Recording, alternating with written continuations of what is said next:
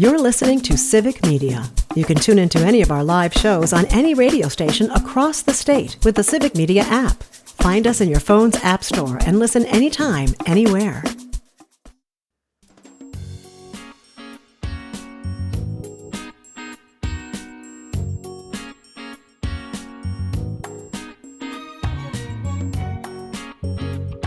Live across Wisconsin on Civic Media, you're listening to Mornings with Pat Kreitlow, powered by Up North News.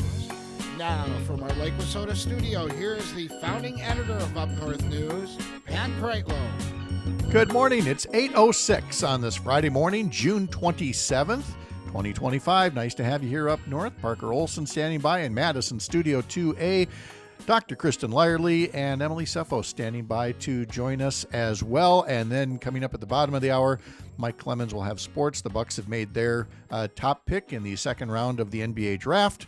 And the Milwaukee Brewers had the day off yesterday before beginning a series with the Colorado Rockies. I can tell you that tonight's game, you can hear the pregame coverage beginning at 6:35 on several Civic Media stations. So they play tonight. They play tomorrow. Let's see, tomorrow is a mid-afternoon game, 3:10. And then on Sunday, they play the Rockies at 1:10. If you could maybe go to that Sunday afternoon game and would like free tickets, it's Free Ticket Friday. All you got to do is go to the Civic Media app and text us this keyword, PARK, P-A-R-K. Text us PARK before the end of the show, so before 9 o'clock, and you'll be in the running for, again, a statewide contest for these Brewers tickets. There will be other chances to win throughout the course of the day here on the Civic Media Radio Network. Dr. Kristen Lyerly joining us on these Fridays, and I believe Emily Sefos as well. Emily's at a scout camp, if I remember right. So, Kristen, how are you? I'm good. We're traveling. You are traveling. That's not your usual accommodations. I almost know the hotel rooms that a doctor takes on the circuit these days. But This is a different one. Well, good. Thank you for checking in on your travel day. Appreciate it. Emily, I know we got maybe a shaky connection, but if you can hear me, tell me where you're at. Sure. I'm in Kiel, Wisconsin at Camp Rocolio with kids for scout camp this week. So I'm in a clearing, so I'm hoping this works. Okay. Well, let's turn it over to you first. That way, if the connection's bad, if we have to let you go, we can.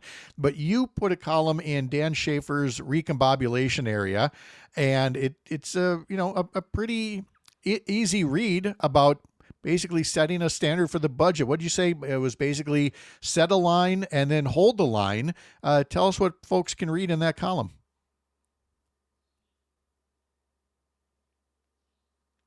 Emily? Oh no. It did sound like a kind of a shaky connection there. So I know. Rural broadband. We need rural, more rural broadband. Rural broadband now, boys and girls.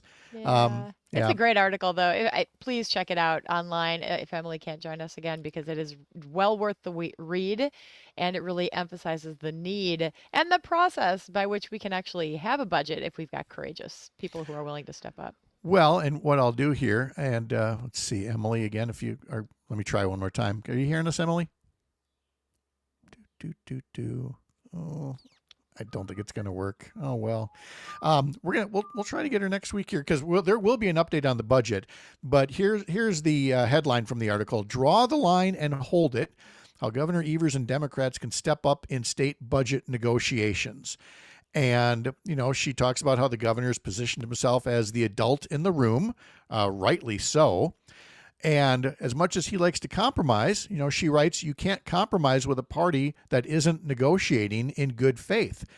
And now, Kristen, given that the state Supreme Court has, for whatever reason, greatly reduced the way that the governor can use his veto pen, and basically allows Republicans to split up appropriations into multiple bills, and some of the bills the governor can't partially veto. I'm a little concerned now that even though Joint Finance is meeting today, they're going to try to do everything all at once today, try to pass the budget early next week. I think Emily and others are rightly concerned that what they're going to send to the governor is not something that he can fix with partial vetoes. This is a pattern that we have seen since before the governor was even able to take office. There have been shenanigans for all the years that Governor Evers has been in office, and it's been this constant Republican push to play tricks with our money, with our lives, essentially. And just speaking as a citizen, it's confusing. It doesn't make any sense, and it doesn't seem that they have our best interests in mind. Oh, it never has. And when you look at that new Marquette poll, again, coming back to Dan Schaefer, and you should really subscribe to the Recombobulation Area if you don't, but he looks at that Marquette poll, and in issue after issue after issue after issue, there are these topics that have 65% public support, and they are all the positions of Democrats, of the Democratic Party, of, progressive leaders. So we know the people are on the side of Governor Evers going into this. We know Republicans are writing things that are not necessarily what the people want and are just really daring the governor to veto the budget and make it a public fight rather than actually doing some good in the budget. Hey, and I love that you mentioned the issues. That's what he's polled on with the Marquette poll. It's the issues. It's not which side are you on. And that's the politics of it that divide us and make us feel like we're in one camp or the other. It's not about that at all. And we've seen Governor Evers approach it from an issues perspective. We've seen him attempt to compromise, but it's got to go both ways. And we have not seen that same kind of approach from the Republicans, unfortunately. Yeah. Emily writes, the pattern is predictable. Republicans create a crisis, block every solution, and then blame government for the fallout. And so when Democrats respond with silence or softened demands, we don't look principled, we look complicit. And Emily goes on to say about using the bully pulpit to the governor, where's the tour from Bayfield to Kenosha with lawmakers and activists to save childcare counts? Where are the joint press conferences with superintendents, childcare providers, and parents? Why not hold a primetime address and say clearly the Republican legislature is sabotaging your schools, your childcare, and your communities? This is about accountability. People deserve to know who is standing up for them and who is standing in the way. Kristen, Emily has put very succinctly on paper what you and I have been hearing from people throughout the state over the past couple of months. And some of these little nodes of activism that we're seeing, like childcare provider Corinne in New Glarus, who has been, not only does she have a hard job where she's taking care of all of these kids and growing the future of the state, but she's also doing all of the work in Madison. She's organizing, she's raising this issue and helping people understand what's at stake here. And we are seeing regular people all across the state stepping up and doing this work, but it really needs to be our elected leaders. It really needs to be the media. We need more because people really need to understand that our government is not working for us and we can make it work, but we've got to engage as citizens to make this happen. One more excerpt in closing. Emily writes, Governor Evers, you were elected to protect Wisconsin families, not to politely coexist with those trying to hurt them. If Republican lawmakers refuse to govern, don't help them hide it. Shine a light, use your voice and your power. If 2025 is truly the year of the kid, don't settle for anything less than they deserve. Draw the line with this budget and hold it. And again, this is a great sentiment, but and I'm just looking here on YouTube. Yeah, Emily is right. Alicia writes on there. But again, here's the wrinkle is that Republicans, if Evers vetoes the budget and says, start over again, they don't have to. They can say, nope, we don't want to. And so the current budget that expires next week would just carry over. And again, that has pluses and minuses, but Kristen, I've been talking to people who have been saying, you know what, for the relative crumbs that might be in a new budget, we may as well stick with the old one rather than go backwards. Yeah. It's just not worth it. And again, there are examples after examples of Republicans just standing in the way, failing to work in the best interests of the people of Wisconsin. I mean, Pat, you talked about this yesterday. You talk about this all the time. They haven't approved any of Governor Evers' nominations for cabinet people, for appointed positions in all different places, like hundreds of people who we need in these roles to make government work. They just don't want to. They just don't want to do their jobs because they want to be obstructionist. That's not how government works. That's how government doesn't work, and they're not working for us. No, it's how power works, and these are power plays, and that's why I was so concerned about this state Supreme Court decision this week restricting the veto. Is that Republicans, the way that I interpret it, can basically turn the Joint Finance Committee's quote unquote supplemental fund into a slush fund and put even more money into it and say, we'll decide when we want to dole out the money if we can. So that needs to be reformed.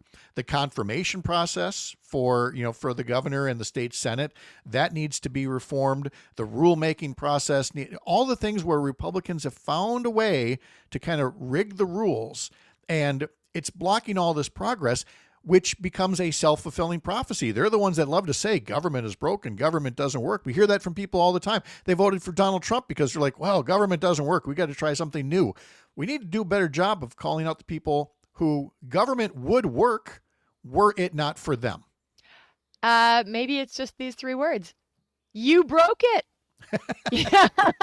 You broke it. And it's given future legislators a path forward. I think that is something that those of us who are really interested in the future of Wisconsin need to look at all of these places where they've inserted themselves and defied norms and acted outside of the realm of what they have done traditionally and what moves the state forward. And just all of those little fixes are opportunities for us in the future. We just got to get there. What do we have for the Dr. Kristen Lyerly show on Saturday? Oh, it's such a good show. Men for Choice. Why should men be involved in the conversation about reproductive rights and abortion? Alan Tipple, who is the Wisconsin youth organizer for Men for Choice. This is an amazing organization that pulls men in and teaches them how to have this conversation, why to have this conversation, empowers them with the knowledge and the ability to move forward. Also, my oldest son, Abe, joins us, and my partner, Craig. So it becomes a very personal discussion, and I think you're going to like it. I almost hear the Brady Bunch theme in the background here. It's like we got the whole family together talking about these things. So yeah, we've got a lot to cover. And then what time does the show air? 3:00 on Saturday and Sunday, and of course, streaming on the Civic Media Network and wherever you get your podcasts. Yes, podcasts you can get to as well. Hey, that's a great opportunity to promote that we've got this thing, Spotify and Apple and the website. All of it. And subscribe to her show, to my show, to all the shows, to all the things. Do that and listen on demand if you can't catch us live. It's why Kristen goes through all this work. When we come back on the other side of the break, some of you will be taking a little local break here, and others will stick around as Kristen and I discuss the U.S. Supreme Court's decision out of South Carolina that allows politicians to essentially cut off Medicaid payments to Planned Parenthood. And what is that going to do to basic health care, not abortion care? Basic health care for everybody, men, women, and children throughout rural Wisconsin, throughout rural America. We'll talk about her trip to Washington, D.C. to mark the 3rd anniversary of the Dobbs decision as well, and whether that's had any kind of an impact on, the total number of abortions that women will need and are seeking and are getting or not getting in this country. That's all ahead here on the Civic Media Radio Network. I'm Pat Kreitlow. Mike Clemens coming up at 8:35.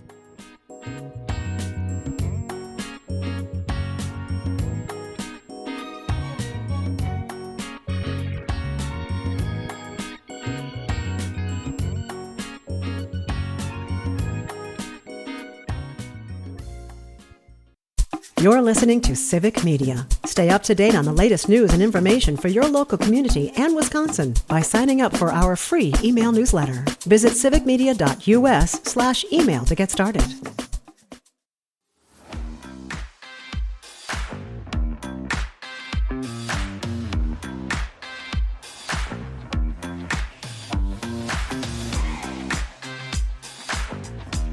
see, on the text line right now, Jesse from Oak Creek, keep up the great work of letting people know what is really happening in politics, both in the state of Wisconsin and the United States. Robin Tigerton says, thank you, Kristen, for always helping and fighting for us. The Wisconsin Republican Party is a broken party right now. Alicia says, I'll say this until I am blue in the face. Republicans are intentionally sabotaging government. The time for being polite is not now. Mm-hmm. In lighter news from the Republican Party, this headline from the Milwaukee Journal-Sentinel, Tim Michels and Eric Hovde are each considering a return to politics with a run for Wisconsin governor, to which many Wisconsin Democrats respond with, do it, do it, do it, do it. Yeah, everybody, do it. Both of them. Yes. Let's have a really fun primary. This could be great stuff. Because and again, are they running because they're the most qualified Republicans, in Wisconsin, or who once were in Wisconsin, or could it be their checkbook? Mm-hmm. I'm going to go with checkbook. Neither of them could get out of the state fast enough when they lost their last elections. I mean, Tim Michels, after he dropped the mic, walked right onto his plane and went back home. They don't live here. They don't engage here. They don't get the people here. So whatever. Yeah. So I like that. Whatever. That's where we're at right now. All right. We've mentioned the U.S. Supreme Court decisions. More decisions are coming out this morning. The South Carolina one seems particularly onerous to me. I mean, the court almost went out of its way to put up more barriers. I'm reminded of that commercial with the old guy with the fishing pole and the dollar, and he's holding the dollar in front of somebody, and then he's snagging back the fishing line going, oh, you almost got it, you almost got it. And that's the Supreme Court going, oh, you almost got your Medicaid funding. Nope, Planned Parenthood, we can cut you off if we want to. It just didn't seem like, well, it didn't seem simple. Again, it seemed like they went out of their way to say, if you want to ban funding to Planned Parenthood, you can. That's exactly what they did, but I think it has broader implications. But before we get to broader implications, let's just talk about Planned Parenthood and remind us all that Planned Parenthood does do abortions in many places, but in many places, actually in most places, and the vast majority of their business is providing health care, screening for sexually transmitted infections, birth control, preventive care, cancer screening. It is routine care that people need, and the population of people who go to Planned Parenthood for their care can't go anywhere else. So what this means is that they're not going to be able to get fundamental health care, and that means we're going to end up with more cancer, more unplanned pregnancies, more untreated sexually transmitted infections. It's just worse. It's just worse on so many counts. And makes it so tough for things like recruitment. I mean, you've put up posts about how hard you're recruiting to get folks to come to Wisconsin and practice after residency, and none of this makes your job any easier. No.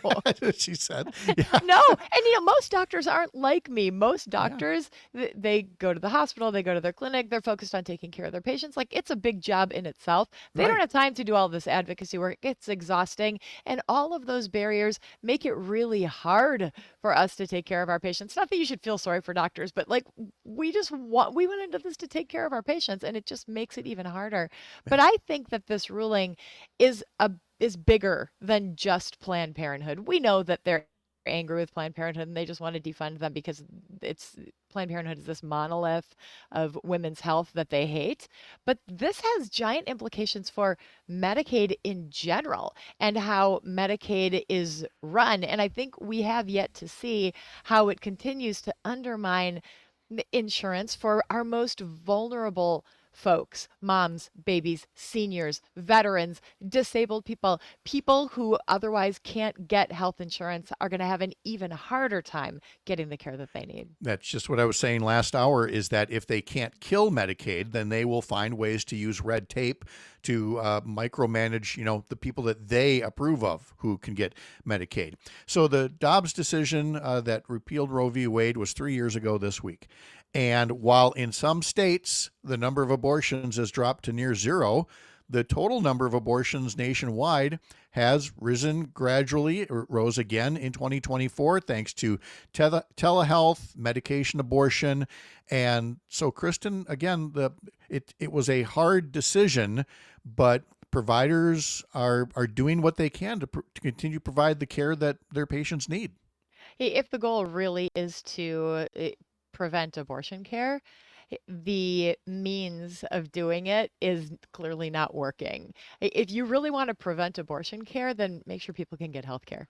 Make sure people can get access to contraception and education. And when they get pregnant, make sure that they get the care that they need and they feel safe and secure in that care. That's how you approach it, not by banning it. Banning it just moves it underground and makes people find alternative ways to get the care that they need.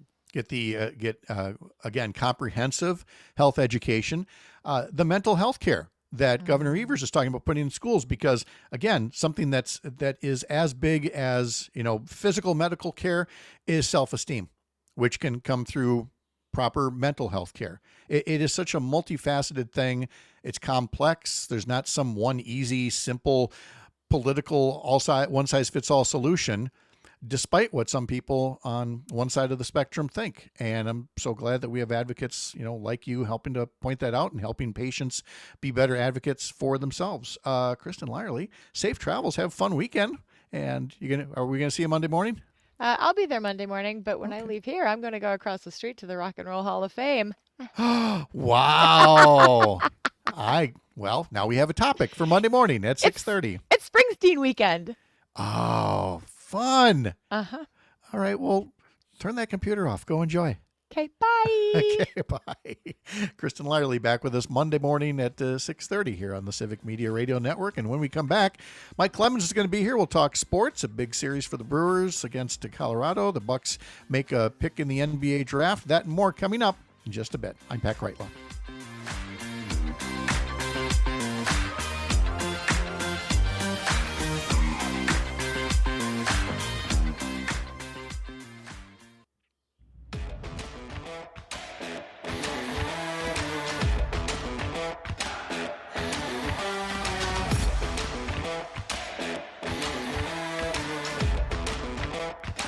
Here's a little behind the scenes at the radio station here. When we have guests come in and they join us through an online portal, we have, of course, the virtual studio here that they appear with us inside of that. But we can also have them off the air, so they're here on the website, but they're in something that we call the waiting room. And so guests will check in and we'll say, okay, I'm going to tuck you into the waiting room for the rest of the commercial break. And Alicia puts on YouTube, the waiting room sounds so cozy when you say you'll tuck people into it. Thank you, Alicia. Yes, we have we sometimes refer to the secret show online when we're just yapping with each other during commercial breaks, because folks on Facebook and YouTube can still hear us, and hopefully our bosses can't. But maybe instead of the secret show, we call it the waiting room. We'll just tuck people into it. So I can make some kind of soundbite for that. Yeah. So let me open up the door to the waiting room and pull Mike Clemens out of there and have him join us to talk a little sports for the weekend here. Mike, hello. How are you? You see, it's so cozy. You guys have got the heated blankets. I had my little hot fudge sundae that you served. Oh, see, fantastic, man! That concierge service in the waiting room is just top notch. That's awesome. Yeah. How are you today?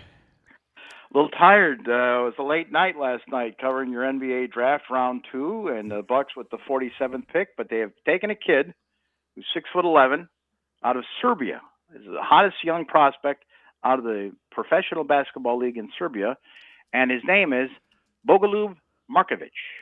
You'll hear this kid's name like Giannis. They'll call him Bogo. Bogolub Markovic. All right. 6'11", 217 for weight, and so we talked to the Bucks after the pick last night, after the draft, and they said, yeah, he's going to have to put some weight on. Giannis, I looked this up. When he came in, he weighed 196. Remember how tall and skinny he was? Oh, yeah. How broad-shouldered he is. Giannis weighs 245 now. He's put on almost 50 pounds of muscle in 11 years in the NBA. But this kid they picked up last night, I guess what stands out is here's a big who 6'11", a very accurate shooter, only 19 and playing with the big boys with the adult league, so a team called Mega Basket in Serbia's ABA league. And he averaged, at 19, he's averaging like 14 points a night, six or seven rebounds, a couple of assists, 28 minutes per game. So they've had their eye on him. Now, is he going to be like these Bucks draft picks the last 2 or 3 years where, we get them and they put them on the shelf, right? They stash them, as they call it in the NBA, as a development, or maybe even use them in a trade later on. Or is he going to be on the roster? The Bucks wouldn't say. They just said, that's up to Doc. But we think, we see a future with him alongside Giannis out there as a small forward. Well, since we're mentioning Giannis, and first off, you said he put on about 45, 50 pounds. You said of muscle. I knew I was doing something wrong all these years. I'd put the weight on. Yeah. Nobody was specific about it. Now I know how Giannis got it done. But anyway. Too much time in the waiting room, not the weight room. You know what I'm saying? That's exactly it. I hate doing this, but I got to. Okay, so we picked up this kid from Serbia, and he may or may not, be on the roster right away. Does this do anything in terms of all the trade rumors about Giannis? It just seems, I never see it rooted in anything, but it just doesn't shut some people up nationally from talking about it. I think, a month ago, I would have been saying to you, all right, now you're going to hear, ESPN and some of these other networks start this, fueling this Giannis. Does he want out of Milwaukee and all that?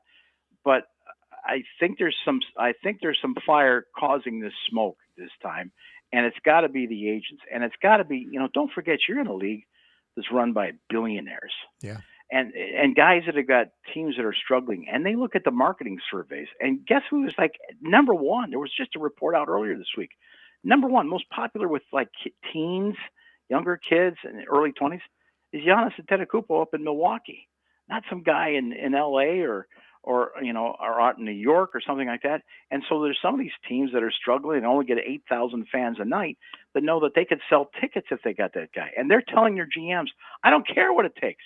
I don't care what Milwaukee, everyone's got a price. I want you to get them. And so when the calls start going around and there's all this talk about, well, what would it take? What is the values? That's what stirs the bee's nest, the beehive, and people buzzing that, there's all this talk, what would it take? And at the same time, I've got a real good source that was with a member of the Bucks organization, we'll say, who said, I just ran into him. I just took Giannis and the family to the airport. They're going to Greece for a family trip. And in the car, he's just like, can you believe all this crap? Where's this? Like Giannis is just, if you talk to him, if you have a brush with him, he totally denies it. But they started that again last night on ESPN saying, well, we're seeing that Giannis is monitoring the draft and everything the Bucks do in free agency in the next couple of weeks before he makes his decision on maybe where he should be next season or in the coming years, blah, blah, blah. So I think there's a mix of all those kinds of things that there's part of it in the stew. Now, we tried to, I thought we would be talking to John Horst about all this last night. And as a matter of fact, on Monday, there hadn't been anything from the Bucks. So I sent them a letter and I got back a response about 20 minutes later saying, we're working on it, we'll let you know. And then the email to those of us that cover the team on a regular basis says, okay, here's our plan. Round one of the draft is Wednesday night. We're not going to do anything. Normally, on draft night, it's almost like a draft party. They invite you down. They have some dinner, some snacks. Sure. And we sit down and you bring your laptop and you work for about 10, 11 hours there, right? You bring all your equipment and file stories. And they say, we're not going to, which like Monday afternoon, they tipped us off. Yeah, they don't anticipate anything happening for them in the first round, like a mega trade or anything. Come Thursday night for the second round, and we'll open the doors at 6, and then we monitor the draft, and then we'll bring in GM John Horst down to talk about what we did with the second round. So we thought, okay, we'll ask him some draft questions about the pick, and we can ask him some Giannis questions, right? Because we haven't talked to him since the season was over with. I drive to the Deer District to get into Fiserv Forum, and I'm checking my messages in my phone because I know my phone went off a couple times and I'm in heavy traffic downtown Milwaukee. Mm-hmm. And I check it in the parking structure and it says, tonight's event's been canceled. They canceled it like 30 minutes before they were going to open the doors. Whoa. We're not going to make John Horst available tonight. We're going to do a Zoom call with Assistant General Manager Milton Newton, and that'll be after the second round is over with. So go back to your newsrooms, go back to your offices, whatever. We're just going to do a Zoom tonight. Okay, so turn around. I drive back 45 minutes to my house, and Milt came on, and he was very good and talking about Bogo and this kid they picked up from Serbia. And then during the coverage, one of the reporters was monitoring what they're saying on ESPN, like, "Oh, Jansson's watching this very closely." So they asked him for comment on that, and he says, "I'm not here to talk about Giannis. I'm just here to talk about the draft pick." And here's what's probably going on. Here's what the next chapter is. Okay, so they got through maybe they try to trade out, maybe they try to get trade up, whatever. But next will be they signed a kid with a two-way deal out of Alabama, Mark Sears. So he'll be part of both their roster and their G League team. They save money on that.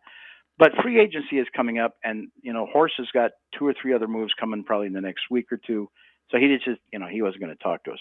But to find out 30 minutes before they were going to open the doors and have an event to cover like that was pretty unusual last night. It sure sounds, and it does not the beehive just continues to buzz all the more. And that just adds to it, doesn't it? It does. All right. Well, I guess we just have to continue to monitor and hope for some honey and not for getting stung. Let's turn over to baseball. Before we get to the Brewers, though, I think that this is a story that we're going to share next as a reminder.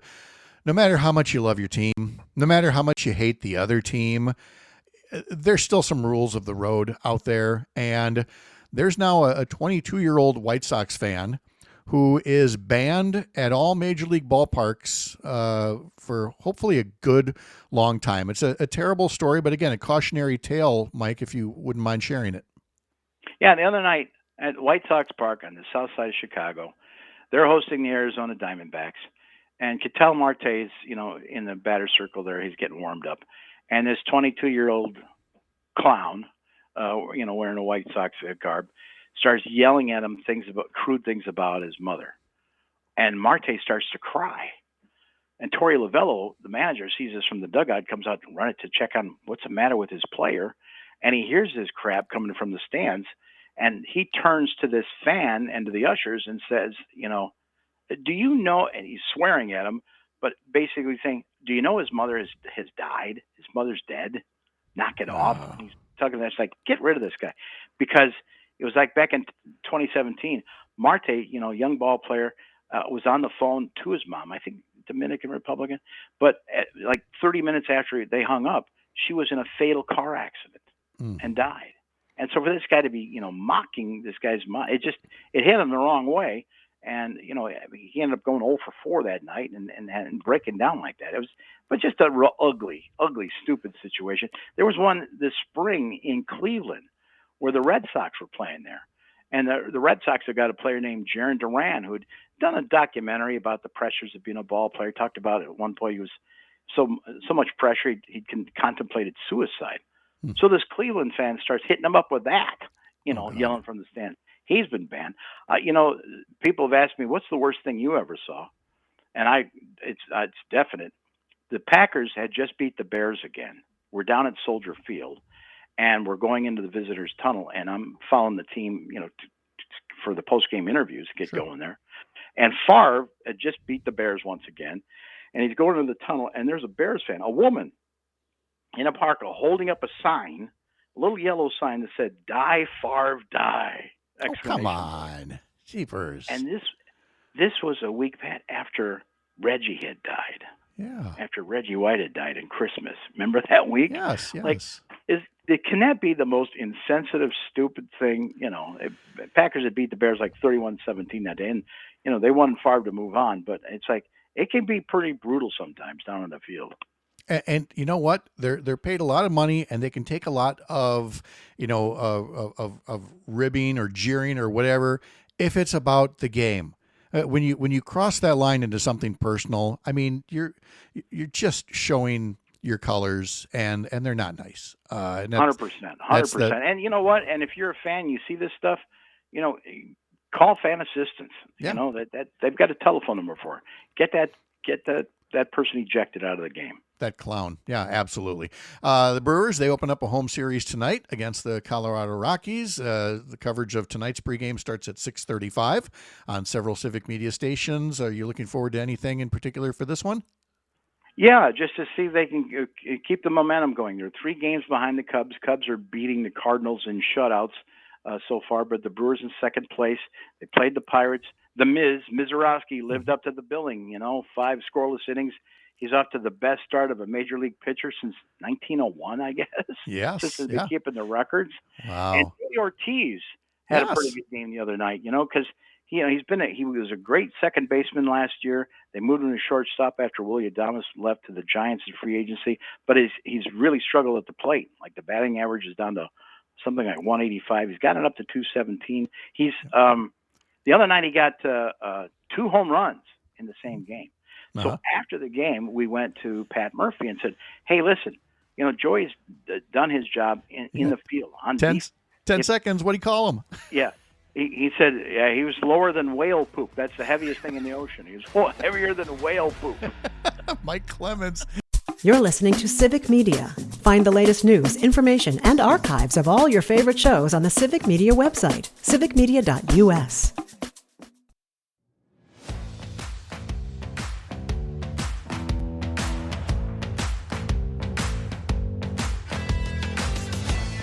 One final time, here's our keyword for our free Ticket Friday. You've got about 6 minutes or so to text the word PARK, P-A-R-K, through the Civic Media app. If you would like to go to the Brewers-Rockies game Sunday afternoon, we're giving away 4 tickets in a statewide contest to 1 lucky entrant. There'll be other chances to win throughout the course of the day here, so be listening to Matt and Air on air, and then moving on throughout the course of this Friday on the Civic Media Radio Network. Again, next few minutes or so, text PARK, not Parker. That'll disqualify, not Miller Park or anything like that, just PARK. Just PARK. P-A-R-K. Gets it done. We ran out of time right into the break there with Mike Clemens, so I wanted to just double check that quote that he was talking about. Yes, indeed, it was for Joey Ortiz. He had his 5th multi-hit game in his last 6, so his average is up to 217 now, a little more than a month after it had dropped below the Mendoza line to 170. And I had to double-check the language on this, and sure enough, Pat Murphy said in the postgame, offensively, Joey Ortiz, he was lower than whale poop. For him to fight out of that and have the ability and mental toughness to play defense still, you just got to commend the guy. I couldn't be happier. Knowing Murph, thought for sure he was using another word. He did not. He knows when the microphones are live. Give him credit for that. Oh, yeah. He's a very quotable guy. Yes, he is. So he's got the series with the Rockies coming up. Hey, at Summerfest this weekend, if you're heading down that way tonight on the lineup, some of the shows include Cake will be there, short skirt, long jacket. Let's see, we've got Offset, Jody Messina. Boy, I know I recognize 1 or 2 others, and don't make fun of me just because I say that doesn't mean it was like Lawrence Welk or something like that. But Plain White Tees will be there as well. And then I wanted to call up the Saturday lineup real quick for folks that might just want to spur of the moment go, hey, let's go. Megan Thee Stallion is appearing tomorrow. There's also the Mavericks, the Fray. The Fray. We saw the Fray at Summerfest. Oh my gosh, how many years ago? Like 25, something like that. Whenever the first season of Grey's Anatomy was, because first or second season, because their song "How to Save a Life" wasn't that? Yes, that was them. They were appearing as this hot new band at the time, and they're back, which tells you how popular Summerfest is. That's true. It's a great little gig. There are other fairs and festivals going on this weekend as well. Of course, the Marquette County Fair in Westfield, the Outagamie County Fair in Seymour, and the Door County North Pollinator Week celebration up in Ellison Bay. Parade tomorrow at 10 o'clock. By the way, back to Summerfest, you can head over to our website, upnorthnewswi.com, And it says there, skip Summerfest traffic. Here's how to get to the festival without driving. I would highly recommend that. A lot of good transportation options to get there or to whatever particular festival you are heading to this weekend. Hope that it's a lot of fun. We talked with Mike Clemens in our last segment about some of the ugly language that people can use in sports venues. It is not restricted to sports. We spoke earlier with Kia Vakil from Courier Newsroom about the New York City mayor's race and the surprise win this week by Democratic Socialist candidate Zohran Mamdani. And the headline in the New York Times here says, right-wing Republicans in Congress attack Mamdani with Islamophobic comments. The responses to Mamdani's win were the latest examples of how some GOP lawmakers have grown more overt in using bigoted language and tropes. So, I mean, tip your cap to the New York Times, because I'm one who has often said, stop tiptoeing around these things. If something is racist, call it racist. If it's Islamophobic, if it's bigoted, call it that. And the New York Times is finally doing it. And you understand why when you see something like this. Is a member of Congress, Andy Ogles, a far-right Tennessee Republican, used Islamophobic language on social media to refer to Zohran Mamdani in a way that said he should be deported. He's not deportable. He's an American citizen.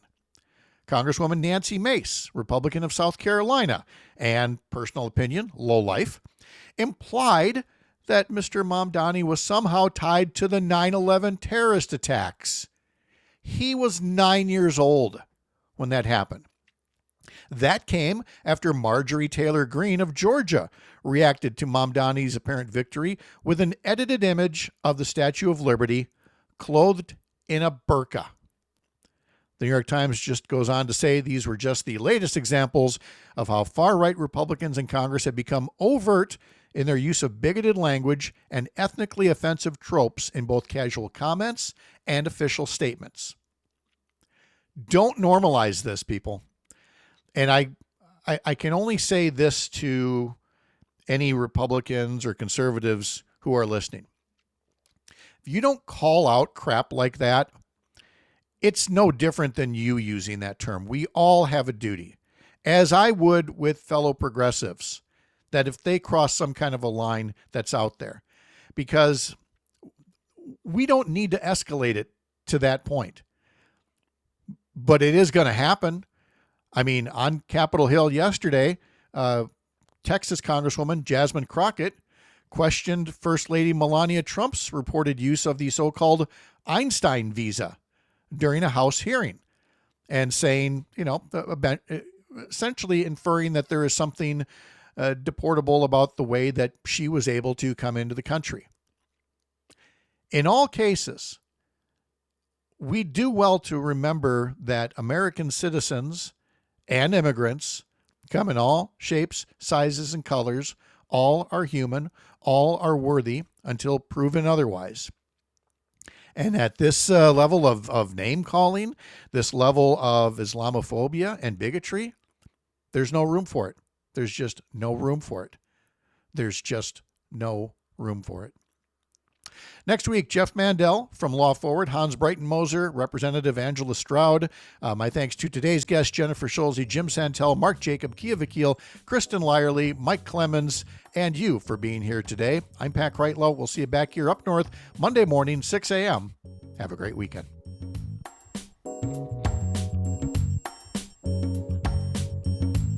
The national news cycle never stops, but it can be hard to find news about your local community. Civic Media is dedicated to providing quality local and state news coverage across Wisconsin. With the Civic Media app, you can get notifications about local stories that matter to you and your community. Find the free Civic Media app in your phone's app store and choose notifications from the menu to tell us what kind of news you want to hear about.